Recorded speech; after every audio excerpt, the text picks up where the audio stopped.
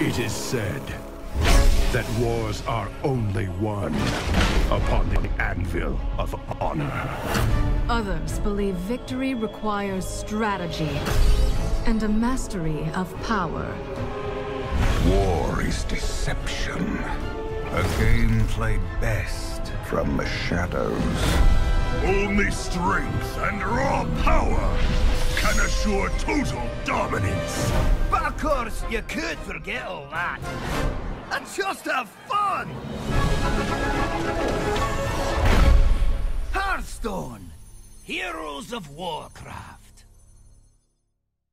What is going on, guys? This is Joey Boy, and today we're talking about Hearthstone. And of course, if you don't know already, Blizzard has officially announced that Hearthstone's Open Beta is ready. Everyone can play. For those of you who were not in the closed beta of Hearthstone, now you can download this game for free and start playing it for free. It's a free game and it is so much fun. It really is. It has been sucking up all my free time playing this game. And I thought this video would be a nice little introduction for anyone who is just joining in on the open beta fun. So once you've downloaded the game, you'll be prompted to go through a tutorial. We won't talk about that too much. It teaches you key mechanics of the game, familiarizes you with how you're going to be playing the matches. Once you've done that, there's a couple things you probably want to do first to kind of set you up. The first thing is you're going to want to create a custom deck. The deck you're using in the tutorial is a basic deck. It's cards they give you. They give you a specific 30 cards. Every deck has 30 cards. So you'll want to create a custom mage deck. Mage is the only class you'll have in the beginning, and we'll be going over how to unlock the other classes. I've built just a really quick basic mage deck that I'll be taking through a couple practice games just to give you guys a feeling for how these matches will work. Here it is. I'll keep this up on the screen so you guys can look at the deck while the practice games go through. So once you've done the tutorial, you've created your custom deck, the game will prompt you to get in some practice matches. The practice matches are really key because it allows you to unlock all these other heroes. And you'll only have the mage when you start off. So how you unlock these heroes is you pick your... Actually, we're going to pick our custom mage that we made for this. And you'll be paired up against these AI. Once you have beaten a hunter AI, you unlock the hunter class. And so on and so forth through all of these. Once you've beaten all the AI and you have unlocked all the classes, you'll unlock the expert level AI. These guys will be a lot tougher. They have stronger cards in their deck and will make better decisions. And you'll want to defeat all these guys as well. The fact is that you're going to be wanting to level up all your classes to level 10.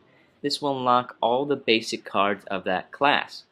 As you saw before in that quick glance at my collection when I was showing you guys this quick custom mage that I made, there are a ton of cards, and most of these cards you will not have when you start the game up. But they give you a nice little selection of some good starting off cards, and that'll be able to snowball your way through until you unlock the stronger and stronger and more expensive cards. First thing you want to do is level up all the different classes to at least level 10. This will unlock all the basic cards of that class. It just means they're giving you more of these cards that fit within one simple hero.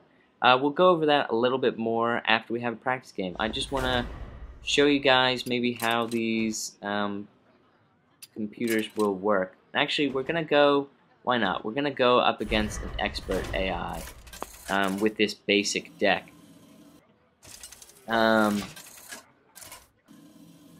Obviously, if you've gone through the tutorial, you know more how this game plays, but if you're someone who's watching this who has not gone through the tutorial, I will go over a little bit how these matches will play out. So a coin flip happened there, and what that means is I'm going second. It will explain that more in depth in the tutorial. And here we have where we can keep or replace cards for our starting hand. It is as simple as clicking the cards and deciding which ones you want to send back in and replace and which ones you want to keep.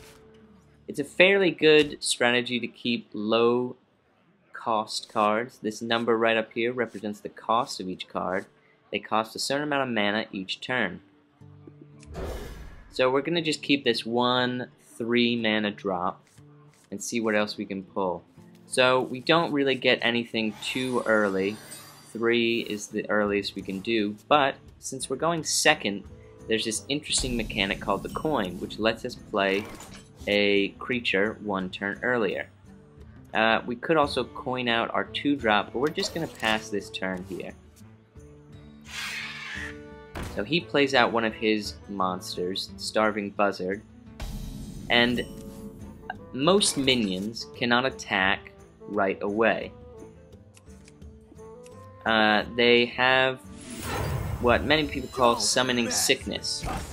So this minion gets played out on the field and see these little Z's coming up out of his head means that he cannot attack. We'll be seeing next turn how attacks work. Some monsters do, however, have something that says charge right under their name. That means they can attack right away. Neither of my creatures do, and he has just played what's called a weapon. Weapons let you attack with your own hero and not a minion. So he cleared my board, but that's alright with us. It also cleared one of his own monsters, and we're just going to play this Bloodfen Raptor. We still have 1 spare mana left over, but that's not too bad. Next turn we can drop this Yeti. And another mechanic that they introduced in the tutorial, but I'll go over it right now as well, just in case. I want everyone watching these videos to get into Hearthstone. It's so much fun, and I think everyone should be playing. So you get 1 extra mana crystal every turn, up until turn 10, where it maxes out. And so these are all replenished, so I'll spend 4 mana, and next turn I'll have 5. He can attack with his weapon, but that does not kill our creature. He's going to play Unleash the Hounds. Now see, this creature does have charge. And we'll see, he just attacks into our monster. That's fine. So we have 5 crystals now, which means we could play this creature. We could also play this creature and attack with our fireball, or we could play this creature. I'm going to go for this play and take out his monster with my Yeti. So he could take out our Chillwind Yeti with his weapon, which it looks like he's going to do, but that still means he sustains 4 points of damage. He now plays the High Mane, which is a very strong card. We're actually going to polymorph this. Polymorph is a spell. Spells are different to minions in that they don't put a creature on the board, they have some kind of effect. So polymorph turns a minion into a 1/1 sheep. So we're going to do that, and then we're just going to kill the sheep with our hero power. Hero power is another different thing. It's not a card in that you don't spend a card, but all the different classes have a different hero power. A hero power can be used every turn, once every turn, and it costs 2 mana. So here we go. Looking over our options, we have 7 mana to play with this turn. So we can do 3 and 4s or 5 and 2. We probably want to take out his creatures, so we're going to do 3 and 4. We're going to use the Shattered Sun Cleric. It has an effect called a Battle Cry, which means it doesn't affect when it gets placed on the field. Shattered Sun Cleric can buff your creatures by +1/+1, so we'll buff this guy, and then we're going to drop our Shenjin Shield Master. This creature has Taunt, which means monsters cannot attack anything else until they've attacked through the taunt. Now we're going to take out his scavenging hyena and pass the turn. You saw there that the Gurbashi Berserker's attack went up again. And that means it has this effect where every time it takes damage, it gains +2 attack. But he took it out with his own spell, Explosive Shot. That's alright. We're still up on him. We have a creature on the field, and we have a lot more cards in our hand. We're going to play the Gnomish Inventor, whose battle cry allows us to draw another card. And then we're going to drop another Senjin Shieldmaster. This is a really great defense, and I don't think this Hunter AI will have anything that can get through us. He uses multi-shot, but it can take out neither of our creatures. So a tip going through these AI characters, and really just how you want to play this game. You want to maintain board advantage and card advantage. Both are fairly simple. Board advantage means you have more creatures on the board earlier than your opponent. As you can see here, we definitely have board advantage, as he has no creatures on the board and we have 3. Card advantage is another simple concept in that you want to have more cards in hand than your opponent. More cards means you have more options and more answers to their cards. So he's played what's called a secret. It's a kind of like a trap card.